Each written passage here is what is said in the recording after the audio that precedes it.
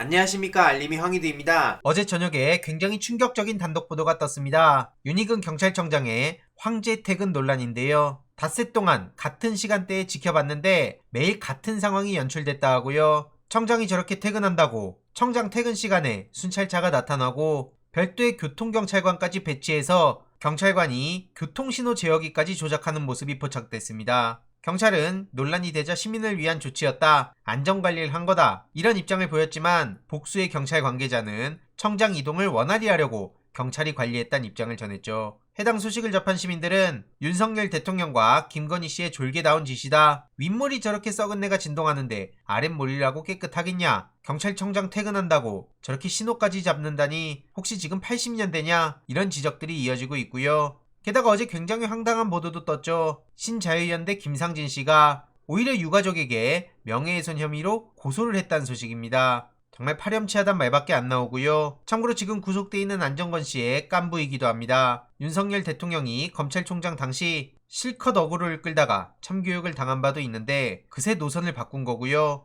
유가족분들 입장에선 지금 얼마나 황당한 상황이겠습니까? 이종철 대표를 저렇게 고소를 했다고 하는 건데, 이에 유족 측은 신자유연대를 대상으로 맞고소 절차를 밟는다고 하죠. 이외로도 국민의힘 내부를 보면 정말 어처구니가 없단 말밖에 안 나오는데요. 지금 팀킬을 하는 중인데 그의 상상 이상이란 겁니다. 시사 프로그램 패널을 공정하게 써달라, 각 방송사에 국민의힘이 이런 내용의 공문을 보낼 예정이라고 하는데요. 일부 방송사가 윤석열 대통령과 여당의 비판적인 인사를 여권 패널로 분류해서 출연시키는 거에 불만을 가지고 있다는 겁니다. 대표적인 인물로 바로 장성철 소장을 꼽는데요. 최근 장성철 소장은 일부 방송에서 당명을 당원의 힘으로 바꿔야 된다 라고 비판하기도 했죠. 이후로 정진석 비대위원장은 왜 이 사람이 보수 패널로 분류되냐, 문제가 있다, 이런 취지로 발언을 했다 하고요. 민주당 입장과 비슷한 사람을 갖다 놓으니 2대0으로 우리가 당할 수밖에 없다 라는 소리를 하고 있습니다. 이러니 당연히 시민들 사이에선 어떤 반응이 나오겠습니까? TV조선, 채널A 같은 데서 하루종일 막말 양아치 같은 보수 패널들을 불러놓고 그저 야당이나 전 정부 까는 콘텐츠를 쏟아내고 있는데 그걸 알면서도 저런 얘기가 나오냐, 생각하는 것 자체가 한심하다, 이런 비판이 이어질 수밖에 없는 거죠. 실제로 지금 유승민 씨를 노골적으로 찍어내길 하려고 하니 장성철 소장 같은 사람들은 비판의 목소리를 내는 거 아닙니까? 최근 유승민 전 의원은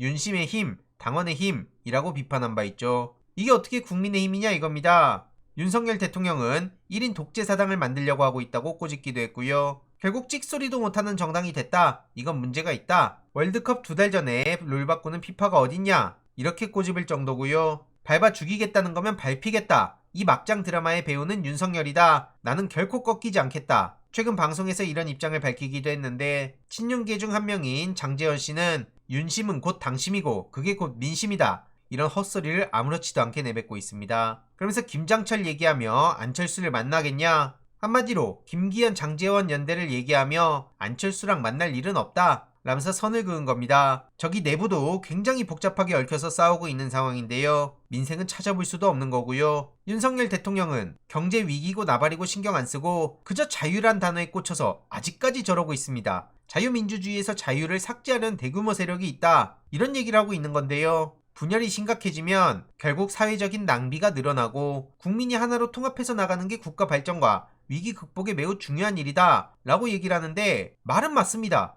그런데 그걸 아는 사람이 지금 어떤 식으로 행동하고 있습니까? 이러니 더 많은 비판을 받는 거고요. 그놈의 자유 타령은 도대체 언제까지 하려고 합니까? 이러니 당연히 말은 자유라고 하면서 기초 중에 기초인 언론부터 탄압하고 있냐, 자유라는 건 곧 본인만의 자유를 외치는 것 같은데 택도 없는 소리 하지 마라, 이런 지적들까지 이어지고 있고요. 오죽하면 제왕적 대통령을 뛰어넘는 기이한 대통령이다, 이런 칼럼까지 나올 정도입니다. 그러면서 미국 트럼프 전 대통령 사례까지 얘기가 나오는데 정말 심각하다는 지적이 이어지고 있는 거고요. 태영호 의원 같은 사람은 촛불 중고생 시민연대를 향해 친북 성향 강연에 윤석열 퇴진 집회까지 참가했다 라고 비난을 하고 있습니다. 매번 말씀드리지만 다른 사람도 아니고 태영호 의원이 친북이네 어쩌네 할 자격이 있습니까? 부끄러운 줄 알고 살아갔으면 좋겠고요. 어제 여론조사에서 문재인 케어에 대한 폐지 여론이 나왔었죠. 물론 이 조사 방법에 대해서 많은 전문가들의 지적이 이어지기도 했고요. 이름 자체에 문재인 케어라고 하면 옳다구나 하는 사람들이 있다는 것도 절대 잊어서는 안 됩니다. 그래서 오바마 케어 때처럼 프레임 전쟁이 굉장히 중요하다는 얘기가 오래전부터 나온 바 있고 저도 여기에 전적으로 공감하는 바이고요. 뭘 믿고 그러는 건지 모르겠지만 이주호 교육부 장관은 수능이 없어질 거라고 호언장담을 했다가 보시다시피 아이들 인생 가지고 장난 좀 하지 마라. 언제까지 이랬다 저랬다를 반복할 거냐. 직종 간 임금 격차, 대학 간 서열, 출신 대학에 의한 현대신분제 사회 타파 이런 걸 해결하지 않고는 입시제도 변화로는 아무 소용이 없다. 이런 비판에도 많은 공감이 이어지고 있네요.